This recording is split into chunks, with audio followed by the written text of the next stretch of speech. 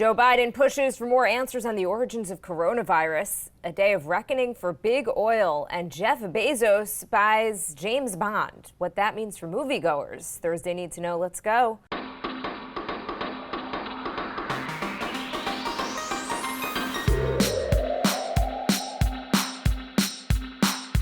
Good morning. This is Cheddar's Need to Know podcast for Thursday, May 27th. I am Jill Wagner here with Carlo Versano. Hey, Carlo.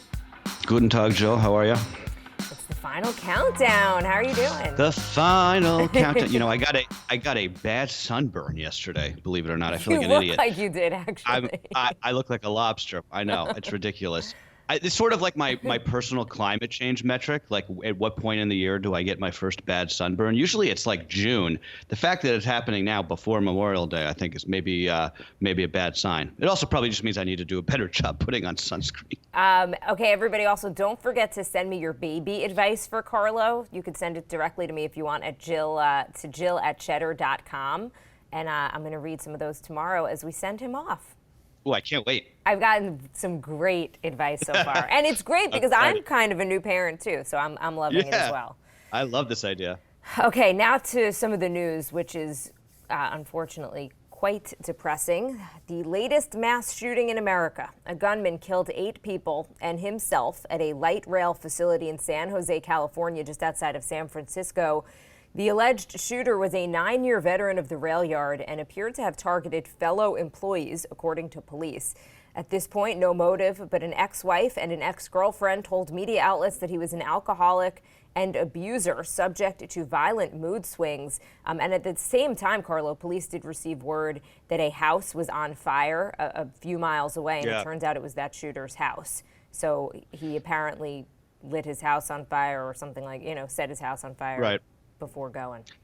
I'm just shocked to hear that this guy was an angry, violent woman hater. That's so unlike the usual profile of these losers. I'm kidding, by the way. That's just some dark humor, and I apologize for that. But in seriousness, the link between domestic abuse and mass shootings is really something I think that needs more exploring, right? Because it sure seems like there's a pretty strong one in a lot of these cases. Police, by the way, stationed just a few hundred yards away. So they didn't even need to get into their cars to get to the scene. And that tells you it is not easy to stop these mass shootings with police manpower alone if you have a motivated shooter. And also, this area, unfortunately, not unfamiliar with mass shootings. You might remember the shooting at the Gilroy Garlic Festival, if that sounds familiar, July of 2019. A 19-year-old gunman killed 3 people, including a 6-year-old boy, and injured several others. So it's like, here we go again, and the same kind of debate is going to follow, and it's just, and then everyone will forget about it. Yeah, everyone will forget, and then there will be the next one.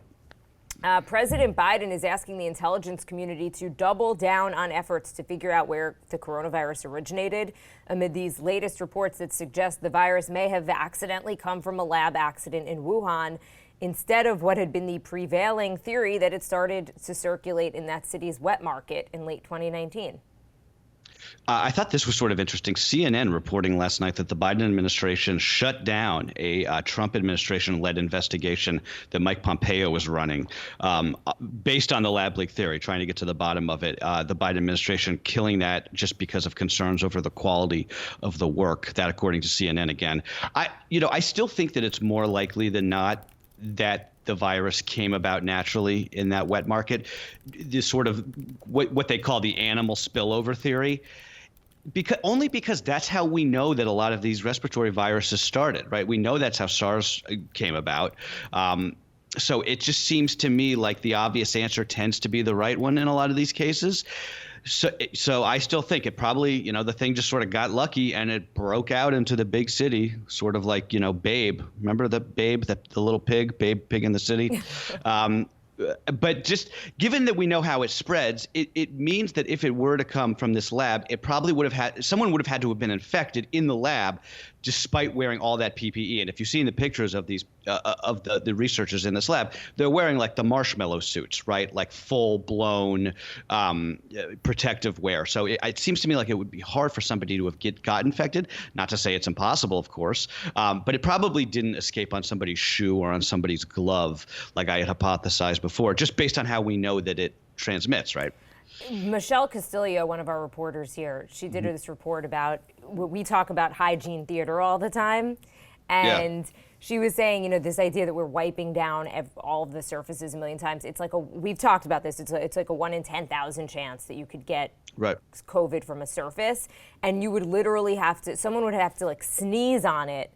And then you'd have to touch it with your finger and then put your finger in your mouth. Like it was like so immediately. Yes, it would all have to happen probably within about an hour. And so I think that you make a very good point. But I think that this is the problem with politicizing a health emergency. Sure.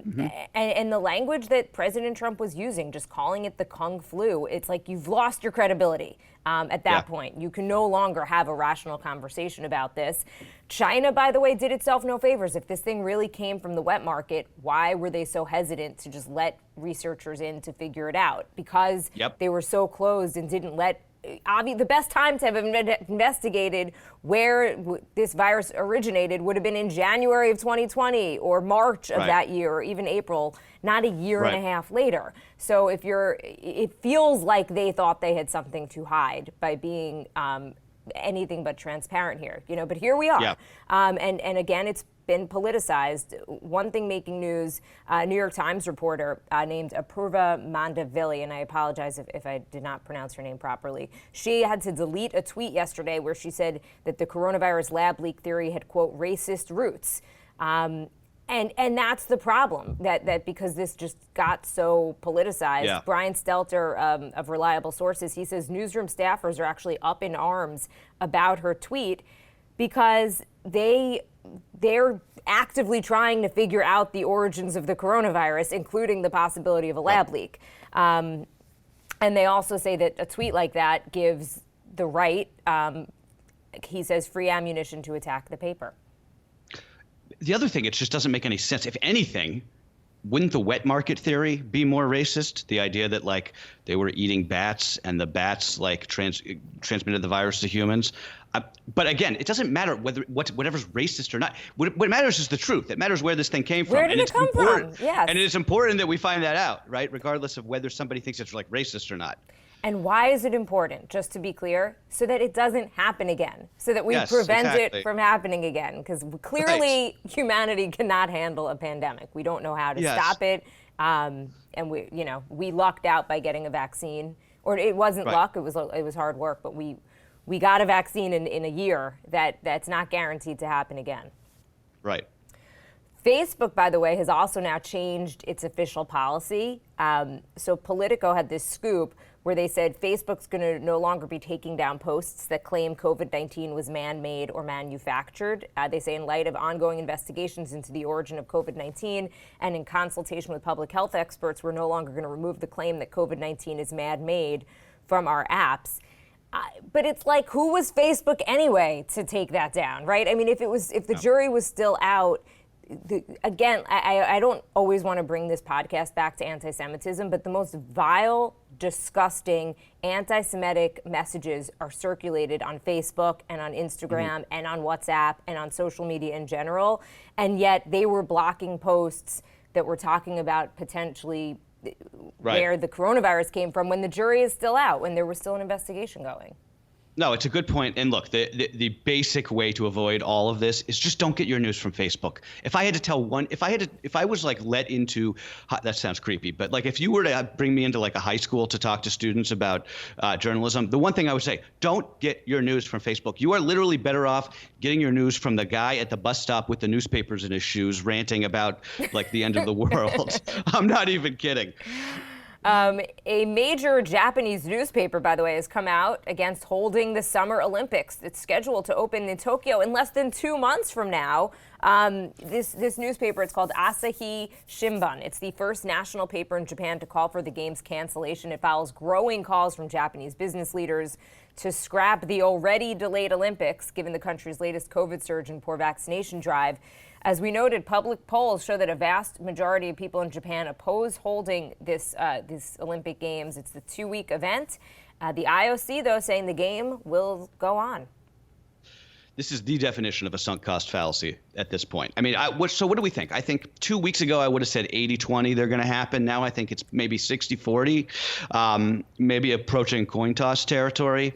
I don't know. I mean, first of all, the Olympic, this goes back to something else that I've been thinking about for a long time. The Olympics should really be in one city, like every 4 years. Like it should just be in Athens, right? Every 4 years. It would, like, instead of having to force a new city every 4 years to like create all of this infrastructure and these stadiums that they then end up never using. A lot of these cities end up going into bankruptcy over it. If they're not going to do it in one city, they should have a rotating list of like 4 or 5 cities, sort of like how the PGA Tour does it. And if that were the case, this wouldn't be an issue because you could just be like, okay, we're just going to scrap these games. We'll have them in 3 years in the same place. Apologies to the athletes, but it's a public health emergency, like you said, right? Well, they're not forced to do it. The cities want to do it. They vie for the opportunity. They put out, they have huge marketing campaigns around it. Sure. No, of course. But at this point, what I'm saying is at this point, they don't have, even if they wanted to scrap it, they don't even really have a choice, right? Because of just how much money is already, I mean, the thing's built, right? They're ready for it. Some big news in the world of big oil. 3 separate developments at 3 of the biggest oil companies in the world amounted to a major victories for climate activists and the climate movement in general. So Royal Dutch Shell, ordered by a court in the Netherlands to drastically speed up its transition to net zero emissions this decade, in a ruling that could set a precedent for the entire fossil fuel industry. Separately, an activist hedge fund that's taken a small stake in ExxonMobil, agitating for a greener strategy, won 2 seats on that corporate board. That's a first. And another shareholder revolt happened over at Chevron, where a majority voted to force the company to cut carbon emissions. There are days in history that end up being sort of watershed landmark days, right? This could have been one of them in terms of just this reckoning, like you said earlier, about the fossil fuel industry and big oil in particular. The fossil fuel era is ending, right? It's a day late and a dollar short, but it is a wonder to witness, right? We talk about how sometimes like you're in the middle of history and you don't realize it. We're in the beginning of the end of this industry, and it's fascinating to watch it sort of slowly end, and slowly being the operative word there. The Shell case is a big deal, but the fact that shareholders of 2 of these big oil companies, Chevron and Exxon, deciding effectively that climate was more important than profits, at least in these cases, that's momentous. We've never seen that before. They're basically telling these companies from the inside that what they're doing is just not enough. I'm not sure that they think climate is more important than profit, but I think they might just think that doing right for the climate is good business. Governments are mandating a transition to clean energy. So if you don't have a plan, you're going to be left behind. And I think that that's part of it. It's these activist investors saying it's irresponsible of these companies to even in terms of their fiduciary responsibility to have not figured out how to transition to clean energy. That is so clearly where we're going. Right. And that's how these changes are going to be agitated for, from the inside, right? Not from, the president telling them to, or some sort of like regulations that they'll be able to get around. It's from the shareholders saying, look, time's up, guys. What's the plan here? Look, Ford had their big markets day yesterday. They think that by 2030, 40% of their sales are going to be electric vehicles. So that's where it's like, okay, so big energy, what's your plan? I mean, if cars aren't going to be running on your gas, then what's your business model? I mean, I think that's kind of what these activist investors are saying. Okay, Carlos, switching gears here. All Facebook and Instagram users are soon going to be able to hide the likes on their posts. Facebook had been testing that option on Instagram as a way to address mental health concerns, particularly for teenagers. Now the company will expand hiding the like count to all billions of its users, but it's going to be an optional feature. I'll be curious to see how many people do this. I feel like it'll tell you if it's one of those things that people say that they want, but they don't actually want. I don't know, because getting a new like in this world, it's like the gerbil food that keeps us on the wheel, right? So I think a lot of people are sort of addicted to it. But it probably doesn't matter. I think the die has probably been cast here. We had mentioned the other day, I forget what story we were talking about, but we were talking about social media effects on teenagers and suicide. We're just starting to see enough data, just given that social media has now been around for like a decade. We're starting to see enough data to show you what's happening. There was this study from Brigham Young University. Researchers there completed a decade-long project earlier this year, and they found that girls who use social media for at least 2 to 3 hours per day at the beginning of the study, back when they were about 13 years old, and then greatly increased their use over time, were at a higher clinical risk for suicide as emerging adults. So this is the first time we're starting to really get the data on this, and it's true. All you need is a pair of eyes to see it, right? Especially for young girls, the effects of social media, the way that the incentives of social media are so dangerous to this generation. And it may be, like I said, it may be too late for this, but it really scares me, especially about to be a new father of a girl. It changes your whole, when you're a parent, it changes your whole worldview. Yeah. I mean, I hated Facebook before this, and now I'm like, you're going to try and get my daughter to get addicted to this stuff? Hell no. Not if I can help it. In Hollywood, the producers of the James Bond franchise have vowed to keep the movies in theaters despite Amazon buying the studio behind 007. So that deal was announced officially yesterday, just after we wrapped up the podcast. As always seems to happen, Carlo, right? Okay, it's not clear if this means that future Bond films are going to premiere day and date on Amazon Prime Video and in cinemas, or if they're going to get an exclusive theatrical window first. Daniel Craig's final turn as the British spy, still scheduled to come out in October, nearly 2 years after its original release date. So Barbara Broccoli, which, by the way, talk about... Is that not one of the best names there is, right? Barb Broccoli. I mean, are you kidding me? So she's the producer behind James Bond. Her family has this sort of like unusual amount of control over the James Bond IP, which is why you've never seen sort of like a 2-bit James Bond spinoff, right? They have real ironclad control over the properties. That suggests to me that they're going to be able to keep these movies in theaters before they go to Prime, which is good, I think. Amazon, by the way, just says that it's planning to consolidate all of its media properties, MGM, Twitch, Prime Video, Amazon Studios, Wondery, the podcast app that they have, under one umbrella. But Bezos acknowledging in the announcement that he's buying MGM that this is just a straight content play, right? They just need more content for streaming. John Steinberg, our CEO, did a great interview with an analyst talking about it, and he was saying these companies are just the goal at this point is people to get people's attention, right? To just You want their time. That's all that they're looking for. Spend more time in that ecosystem, and it eventually translates to spending more money.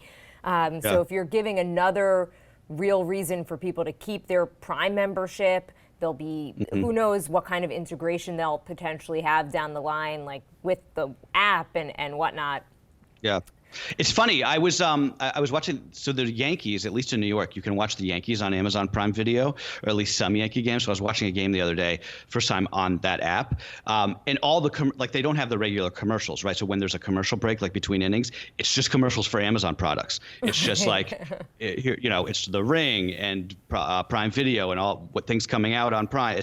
It's fascinating, right? It's like you said, the whole ecosystem. That's what it's about. And when you think about one of the things we talk about negatives in terms of stock price for Amazon and for all these tech companies is our concerns about there being a monopoly, and are they going to get broken up eventually by regulators.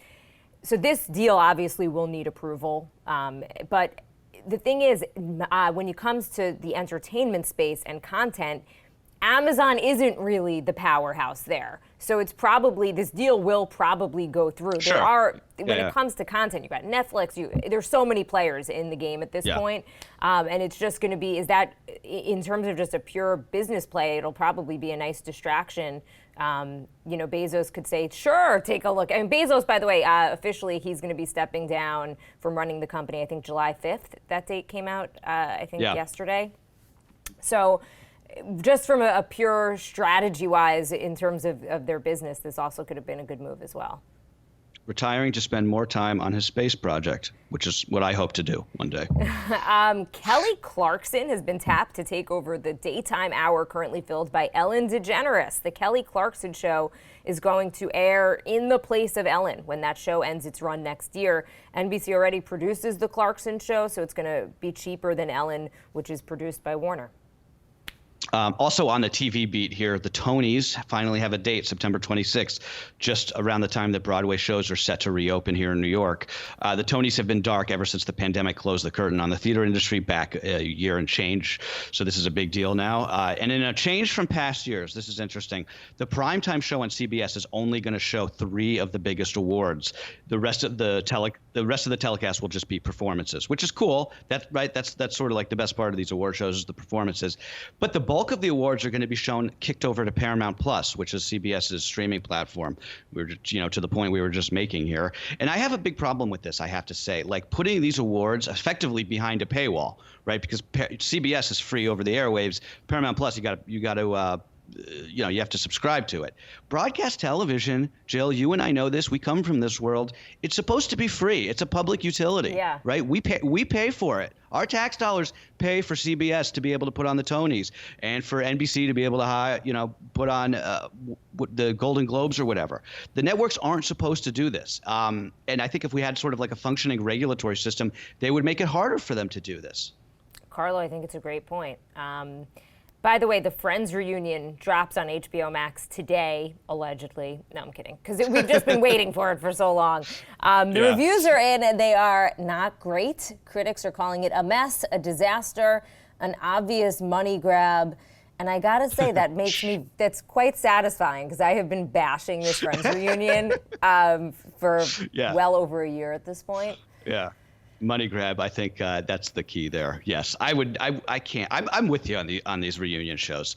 It's just I feel like I don't want to give them the pleasure of my attention, because you're right. It's just a total money grab. It's so lazy. Come up with something else. Give us some new content. We don't care. I don't want to hear you reminiscing. Like, would anybody listen to a podcast about you and I reminiscing about doing this podcast in 10 years from now? Right. We should come up with something new. I have to say, though, the time has not been good to the male Friends. If you just watch some of these videos, Matthew Perry and they're looking real puffy, I got to say. But the women look great. Okay, we're going to end on that note. That is what you need to know for Thursday, May 27th. Have a good day, guys.